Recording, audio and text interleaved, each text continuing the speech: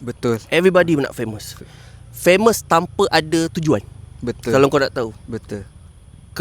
Kentut dekat mic dalam kapal viral bro. Famous. Famous. Tapi tak kat situ je lah. Yeah, Kau dia... kena famous. Contoh aku bagi contoh macam Malaysia, Karomeng. Why dia famous?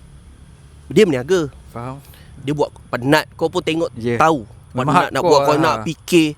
Itu quality. Dia punya quality yang dia bagi. That's why dia boleh bertahan. Business ada. Famous pun famous, view pun banyak. Itu paling penting. Orang respect. Ini jangan sekadar orang nak views yang untuk itu kosong. Kira buat konten tak ada manfaat. Kosong orang akan lupa. Macam tak ada manfaat. Sebab tu aku suka dengan Tenang punya channel ni.